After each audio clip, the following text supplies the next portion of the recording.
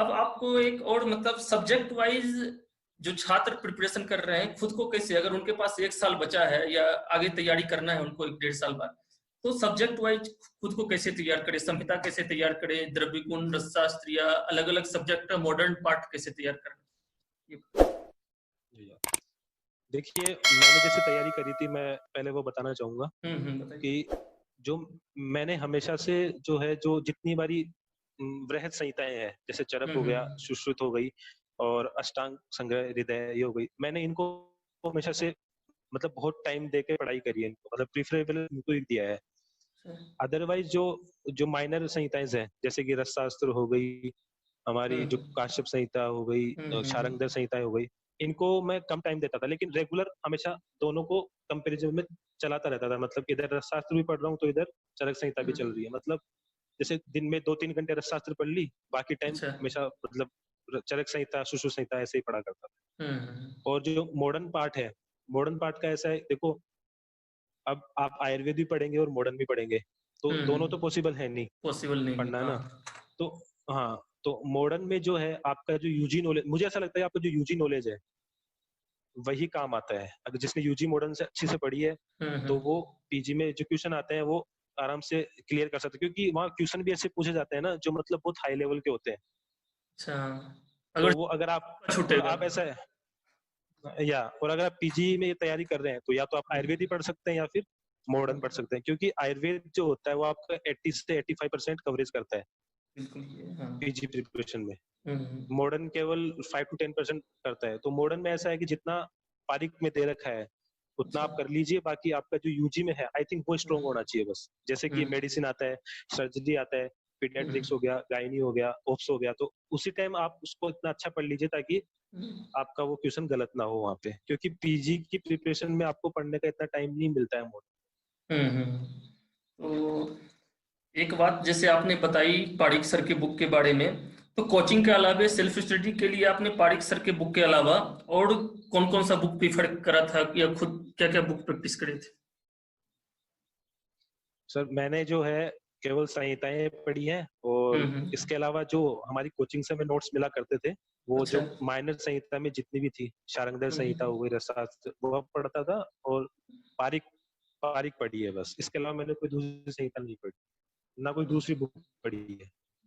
आपने बहुत मतलब इजिली वे में बताया कि क्या पढ़ें ज्यादा हेवॉक नहीं पढ़ना है बच्चों के लिए। और आगे हम एक बात और जानना चाहेंगे कि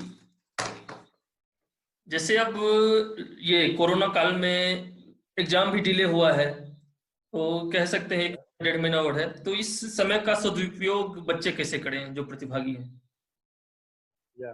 या आपने अंतिम समय की कहानी बताइए, आप क्या करते थे? मेरा जो इंटर्नशिप था वो 9+3 मंथ का था। 9 मंथ मेरी आयुर्वेदा थी और 3 मंथ मेरी मॉडर्न थी।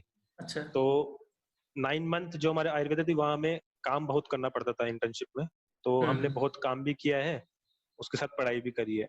तो और लास्ट में मेरा एलोपैथी था।